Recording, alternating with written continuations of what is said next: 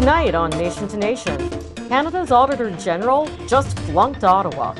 More than half of her recommendations over the past decade still have not been acted on. I'd love to say I'm going to be the last Auditor General to talk about these weaknesses, but we're trying the same process over and over again in the federal government, and it's time to rethink that.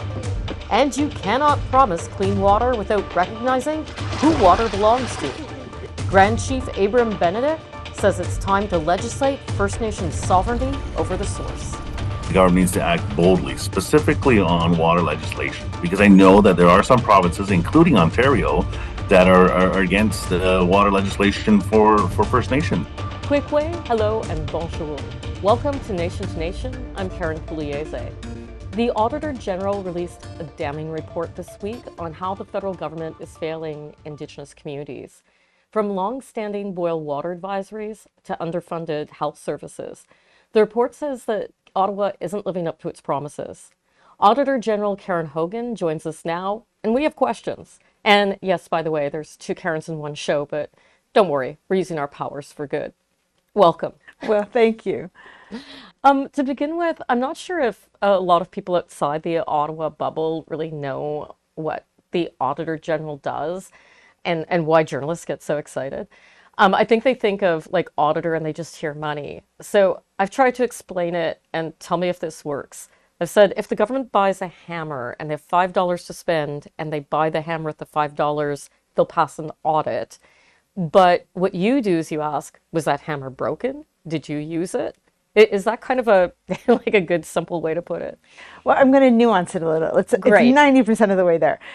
So we do two kinds of audits. We do financial audits and then performance audits. So in performance audits, or financial audits, if I continue with your analogy, I would say, did you spend the $5? Let me make sure you actually paid the store $5 and that you put it in the right account to tell people you spent $5. So that would be our financial audit. Then our performance audit would look at, did you really need that hammer? How many other hammers do you have?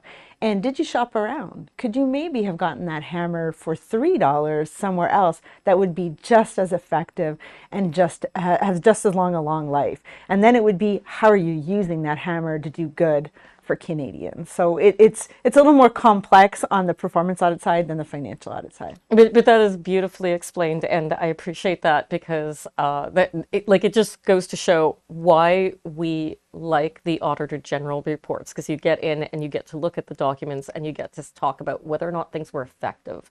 Not just how money was spent, although that's important as well. But you didn't look at hammers. You did look at one thing, First Nations clean drinking water. And this is not the first time the Auditor General has done a report. It's been going on for 20 years. I think you've done maybe 3 reports. What did you find this time around? So this time around, we didn't actually dig in only on safe drinking water. We decided to follow up on recommendations that we made over 6 audit reports since 2015. So we looked at 34 recommendations, and we wanted to decide whether progress was satisfactory or unsatisfactory. And unsatisfactory doesn't mean nothing was done, but it means that the progress or the activity just didn't get to the final outcome, which is improving lives or outcomes for First Nations communities. So what we found in all of those is that more than half of the recommendations didn't have satisfactory progress on them. Now, the most important, I think, is drinking water. We looked at whether or not long-term drinking water advisories had been lifted. And you're right, we've looked at it in 2005, 2011, 2021, and now followed up. And while long-term drinking water advisories declined, I'm still concerned that 35 remain, and about 9 of those have been in existence for over a decade. Well, yeah. And I mean, on one hand, we could say it's gotten better. I think there were 60 drinking water advisories like 5 years ago. So we've gotten them down to not quite half, but they have gone down. But it still wasn't quite a success story. And you made a bunch of recommendations over the years on how the government should address this, but there was one in particular. And I just want to look at what you said. You said the government should work with First Nations to create a a regulatory system to make sure water is safe. I thought there was a regulatory system. What's missing? So we had our report in 2021 had many recommendations, and one of them was about fixing sort of the funding model and helping reduce. And you're right, it went from 60 to 35 long-term drinking water advisories. But an important element that I think is missing is a regulatory regime. And what that does is it sets out exactly what safe drinking water should look like compared to other parts of the country. And then it gives First Nations a legally enforceable way to say, hey, we need to have better safe drinking water. How do we get there? So a regulatory regime is essential to ensure comparable services to non-Indigenous communities to Indigenous communities. That is so clear, because I think what I was confusing was perhaps standards with what you described as a regulatory system. So thank you for clarifying that. I want to talk to you about healthcare as well. In 2021, you found a chronic shortage of nurses in First Nations communities. That looks like it improved a little bit. Yes, we followed up on 2 reports around healthcare, and one of them was our health resources for Indigenous communities. And that's one where we had satisfactory progress on the 2 recommendations. They have increased the number of nurses available in remote communities, made sure about 80% so far compliance rate that they've taken mandatory training, and they also introduced cultural training. So lots of progress on things I think are going to be really important to help First Nations communities. And I mean, you also pointed out in the report that that was quite the accomplishment in a way, because there's a nursing shortage across Canada. And of course, getting nurses up into remote communities is a challenge. So it is a win, but there are still gaps. What stood out for you when you were looking at health as maybe one of the misses or one of the urgent things that needs to be addressed? So one of the other reports we looked at was a 2015 report on access to health services in remote First Nations. So there's about 50 really remote First Nations communities. And what we saw there was this flurry of activity after our report, action plans, and there was assessments done and reports, but then that sort of motivation dissipated, and they didn't act on all of those reviews that they had conducted in the assessments. And that's why we identified some barriers that we think will help clear up some of these issues. But since 2015, really not acting on things is, in my view, not acceptable, and really just shows that the government is failing on some of the commitments they've made to First Nations communities. Okay, we do have to take a break there, and we're going to take a break. But if you're like me, you're probably asking, why does this keep happening? Why can't the department just get it done? Well, as it turns out, there's actually 4 reasons, and the Auditor General knows exactly what they are. So we're going to break that down when we come back. Stay with us.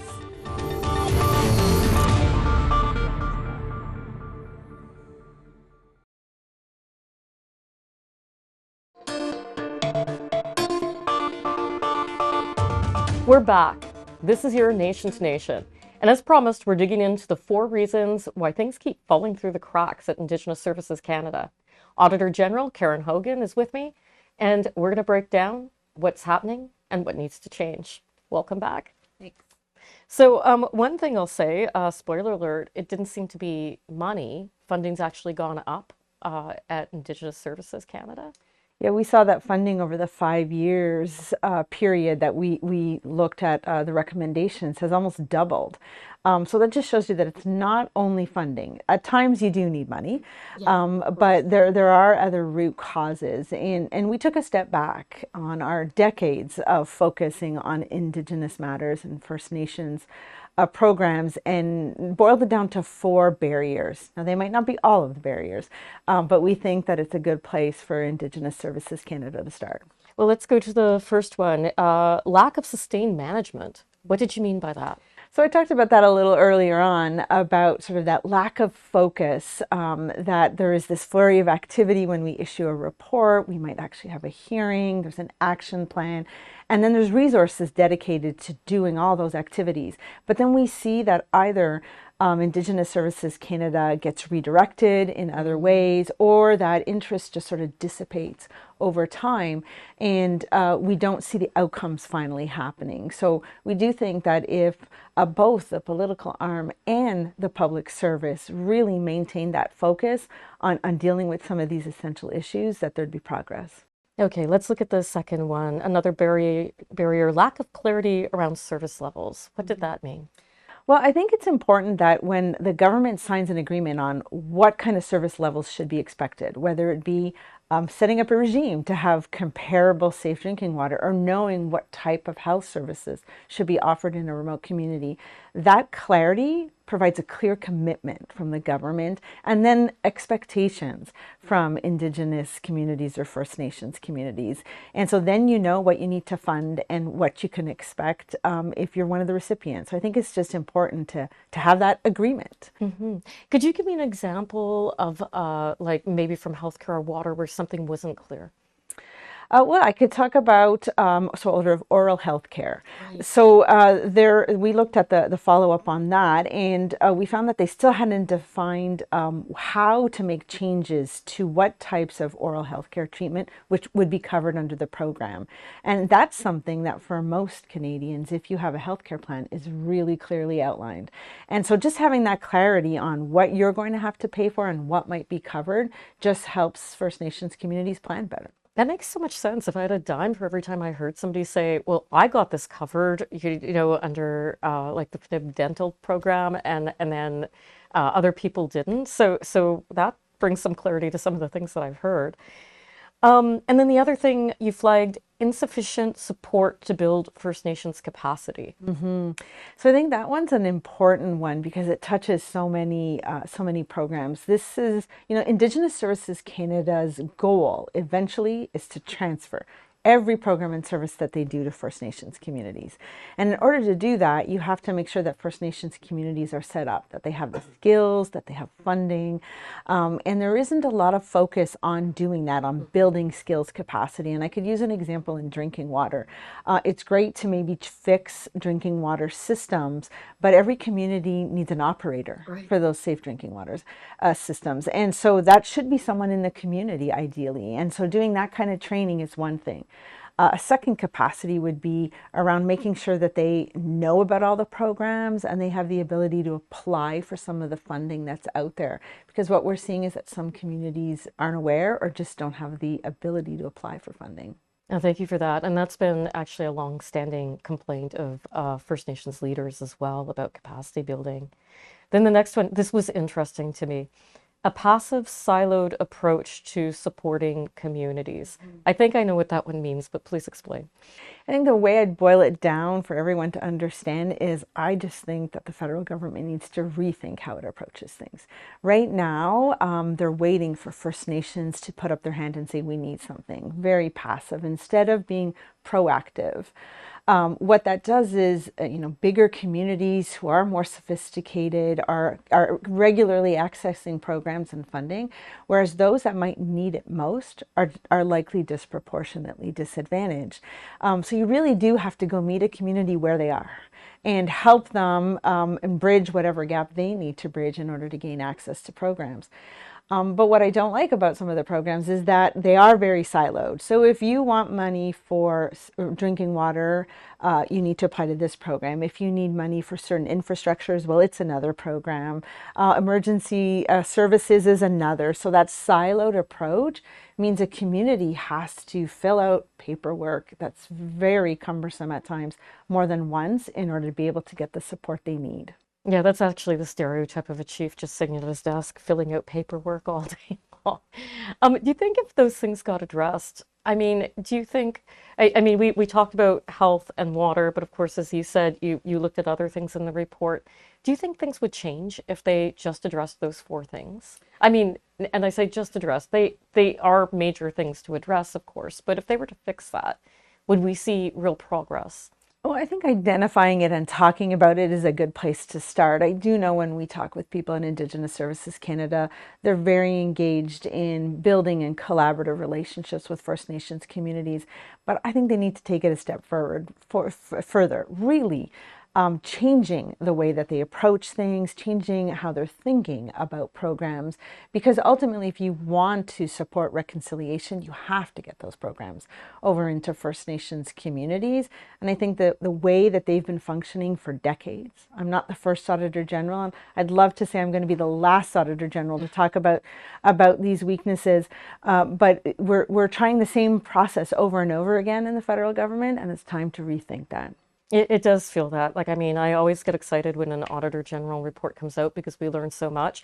But it does feel like 20 years in journalism, I'm almost reading the same reports. So I want to thank you for this one. I think it was a great idea to look back at past reports and kind of ask what the government's done and hasn't done. And I want to thank you so much for being here with me today. Well, thanks for the invitation. It was a great conversation. And as we heard from the Auditor General, one of the biggest disappointments in the report, clean drinking water. First Nations in Ontario have more boil water advisories than anywhere else in the country. So has the minister said anything about a fix? Grand Chief Abram Benedict joins us next.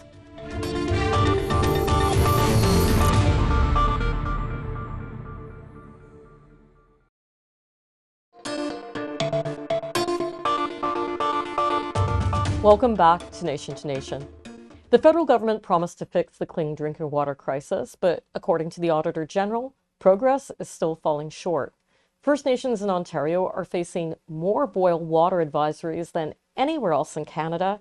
Grand Chief Abram Benedict is at a regional water conference right now, and he joins us to talk about what he's hearing and what comes next. Thank you for joining us. Diego, thank you for the opportunity. I'm wondering, what is the conference that you're at right now? What are they talking about? Mm-hmm. Absolutely. Well, we're talking about the Great Lakes and the freshwater symposium that the Chiefs of Ontario is hosting in Niagara Falls. We have a number of leaders that communities border the Great Lakes, as well as technicians, elders, people who have been working in the water area as far as advocacy or protection of this great resource. And so we're having a 2-day conference, bringing together like minds to discuss that. Well, definitely water protection, water is life. It's not just a slogan, it's a fact, is, definitely on people's minds. And I hear where you are. But I mean, the other thing that's on people's minds right now, I was just speaking to the Auditor General, and I'm sure you've seen her report on clean drinking water and the lack of progress that Indigenous Service Canada has made. Ontario, as I said in the introduction, has more boil water advisories or drinking water advisories than any other province when it comes to First Nations. What did you make of the report? Well, sadly, the report has told us something that we already know. We know that in our region, we have the most boil water advisories, as you've mentioned, across Turtle Island, which is very, it's unfortunate. We've seen a pledge from the government previously that they're going to end boil water advisories, essentially bring clean drinking water to all communities, First Nation communities. There has been some progress made, but sadly, as this progress has been very slow, some have lifted their boil water advisories, others have come on. And we know that this continues to be an ongoing challenge for many of our communities, especially our communities in northern remote locations. Yeah, the figures that we had were 60 in 2020, and that got down to 35 when the Auditor General did the report, and we checked the website, and it's back up to 38. So that on and off again thing. Why is this happening, in your opinion? That, I mean, you're clearly talking to chiefs, and you're seeing these processes start. Why is there still so many drinking water advisories in First Nations communities in Ontario? Yeah, there's a number of issues that impact the clean drinking water. Mostly is having government supports to end these boil water advisories. There's not been enough investments in capital projects like water treatment systems. There's been not enough investments in or upgrade. Frankly, it does become difficult for a number of our communities to keep the systems online and to meet standards. And so that's why we see, some come on, some come off. And the coming off is either aged infrastructure or not being able to meet adequately maintain these systems for the pure fact that there's not enough resources for that. And so this continues to be a challenge for a number of our communities. And we have some communities that are in design phase, but the processes that Indigenous Services Canada uses is a very bureaucratic, very lengthy process for design, approvals, construction. So there's a gamut of things, but ultimately these decisions and these researchers should be handed to the communities to manage these projects directly. I mean, First Nations understand what is needed. In many cases, we've seen construction of facilities where the elders have said, no, we know that this part is too low or too high and will affect the infrastructure itself. And unfortunately, through the assessments that exist through the processes of Indigenous services, it doesn't always pan out right, and we end up with systems or infrastructure that is in the wrong spot or not operational because of water trends or other factors. And, when I was talking to Karen Hogan, she pointed out a couple of things that you've mentioned, really reinforcing the kind of experience that you've had talking to chiefs when she's looking through government records. But one of the things that she brought up was a lack of sustained management. And I asked her about that, and she said in practice there were standards, for water, it has to be a certain quality, but that there was really no legislation, there was no regulation, there was no way of enforcing it. There's nothing really written down showing the steps of who's responsible along the way or how really a system should work. But something was making its way through Parliament just last year. It was a piece of legislation, Clean Drinking Water, that seemed to me it was supposed to fix that. It got killed when Parliament was prorogued. But were you in favor of that legislation? Well, so since the inception, of the clean drinking water, there's been a number of attempts to bring forward drinking water. And the last attempt was what we consider was a code development process that was undertaken between the Government of Canada and First Nation technicians and leadership, so that this legislation does meet the needs of our communities. And we know that through the processes, which was under C61, was the last attempt around this, it got pretty close to the end of the finish line. For most of that legislation, it was co-developed. There was some things that was removed at the end that we were not favorable of, specifically around source water protection, because, you can have all of the robust systems you want, but if we don't have the ability to protect the source where the water comes from, it becomes a bit of quite more challenging for our communities.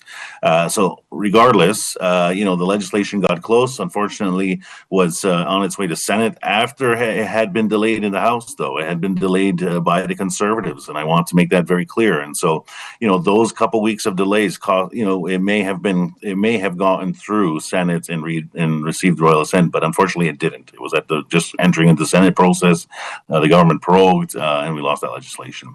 Thank you so much, Regional Chiefs, for joining us today.